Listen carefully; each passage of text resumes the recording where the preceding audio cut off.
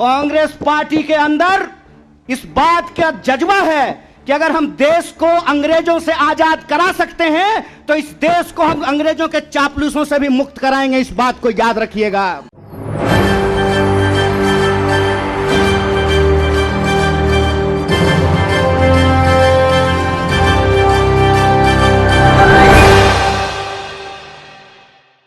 नमस्कार, मैं राहुल शर्मा, आप देख रहे हैं एसपी लाइव न्यूज और स्वागत है आप सभी का हमारे इस प्रोग्राम में। और प्रोग्राम की शुरुआत इस वक्त हम कर रहे हैं देश में राष्ट्रपति शासन लगाने की मांग को लेकर। जी हां, 2024 के लोकसभा चुनाव से पहले आखिरकार यह बात क्यों उठ रही है कि देश में राष्ट्रपति शासन लग जाना चाहिए? क्या विपक्ष यह चाहता है कि देश में राष्ट्रपति शासन लग जाए? और क्यों यह कहा जाने लगा कि सरकार से अब सत्ता भी नहीं संभल रही है? दरअसल यह देखा जा रहा है कि सरकार मुद्दों पर बात करना छोड़ चुकी है। चाहे वो महंगाई का मुद्दा हो, मुद्दा बेरोजगारी का हो, शिक्षा का हो या स्वास्थ्य का हो, या फिर गौतम अडानी से जुड़ा मुद्दा हो, या फिर मौजूदा समय में ईवीएम या डिग्री की मुद्दे को लेकर हो। देखिए, सबसे बड़ी बात यह है कि सरकार किसी भी मुद्दे पर आज बात करने से डर रही है। हाल ही में हमने देखा कि पुलवामा का हमला हुआ, उस हमले में 40 जवान शहीद हो जाते हैं, लेकिन वहां पर जांच एजेंसियां नहीं बैठती हैं। जांच एजेंसियां कहां बैठ रही हैं? जरा ध्यान से सुनिएगा।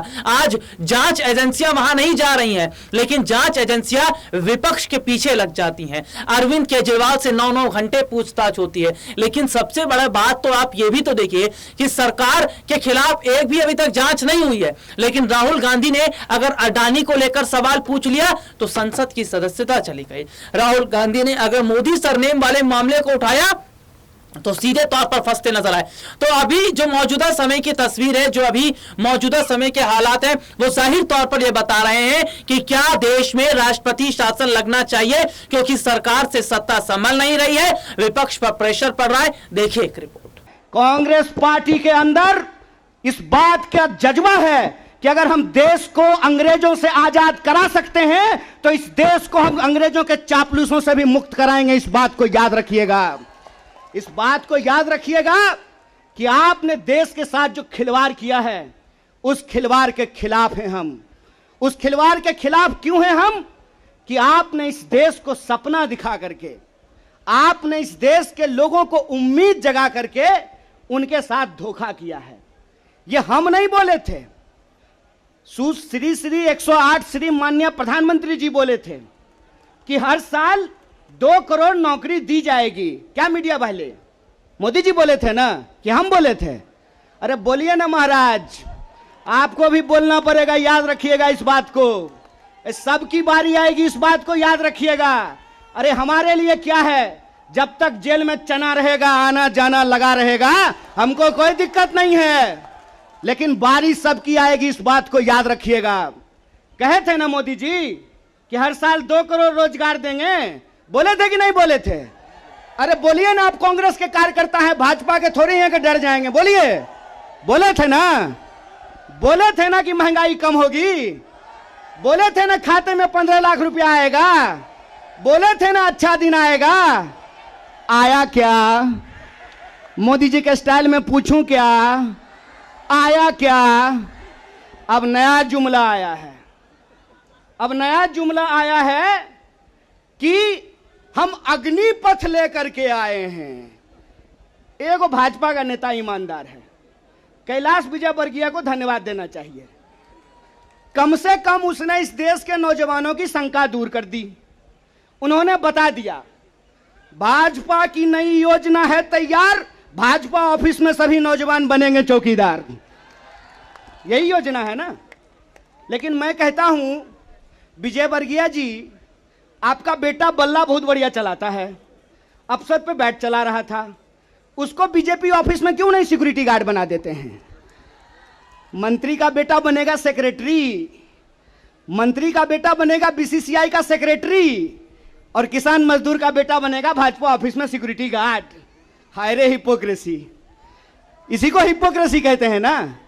और बेईमानी किसको कहते हैं? देश की जनता को लगा कि जब मोदी जी बोल रहे हैं तो सच ही बोलेंगे। मोदी जी की हर बात को मान लिया देश के लोगों ने। मोदी जी ने कहा दीपक जलाओ तो देश ने दीपक जलाया। मोदी जी ने कहा बत्ती बुझाओ, तो देश ने बत्ती बुझाया। मोदी जी ने कहा थाली बजाओ, तो देश ने थाली बजाया।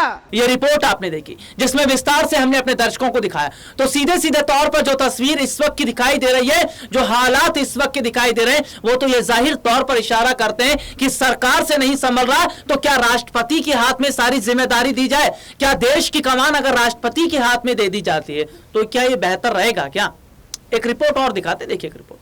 पुलवामा पे जो कहा उन्होंने, तुम चुप रहो, ये प्रधानमंत्री के शब्द हैं।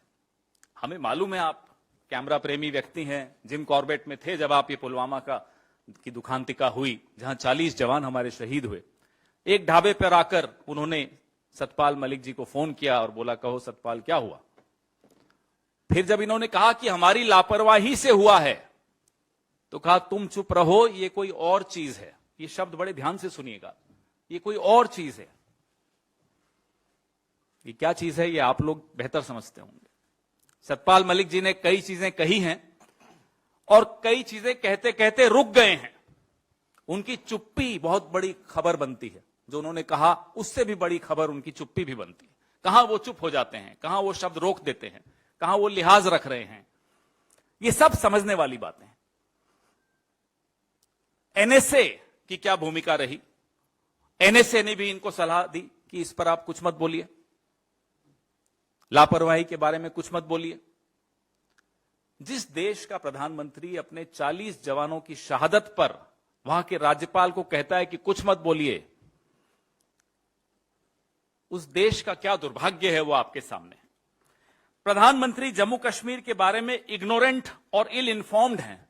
ये सत्यपाल मलिक जी इल इन्फॉर्म्ड शब्द उनके हैं। इतना महत्वपूर्ण राज्य, इतना संवेदनशील राज्य, लेकिन प्रधानमंत्री का एटीट्यूड क्या है? मस्त में है, अपने मस्ती में है अपने, टू हेल विथ इट। ये सब सत्यपाल मलिक जी के शब्द हैं, हमारे नहीं। अदानी घोटाले पर प्रधानमंत्री की चुप्पी प्रधानमंत्री को बहुत नुकसान पहुंचा रही है, यह भी सत्यपाल मलिक जी कहते हैं, क्योंकि अब यह मुद्दा गांव के स्तर तक पहुंच गया है। और उन्होंने यह भी कहा कि राहुल गांधी को संसद में बोलने की अनुमति देने से इनकार करना एक अभूतपूर्व गलती है, unprecedented. It has never happened in the history of parliamentary democracy.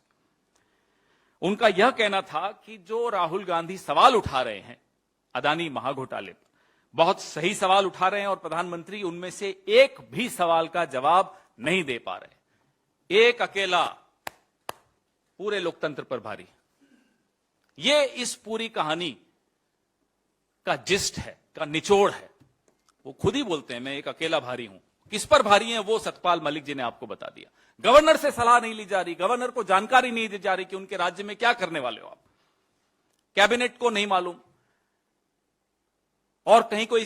दोनों रिपोर्ट अब मैंने अपने दर्शकों को दिखाई और मैं चाहूंगा जनता कमेंट करके जरूर बताए कि क्या वाकई देश में इस तरीके के हालात लग रहे हैं कि सरकार से सत्ता संभल नहीं रही, सरकार मुद्दों पर बात नहीं कर रही, जनता के मुद्दों को सुलझा नहीं पा रही, तो सब कुछ राष्ट्रपति के हाथ में दे देना चाहिए।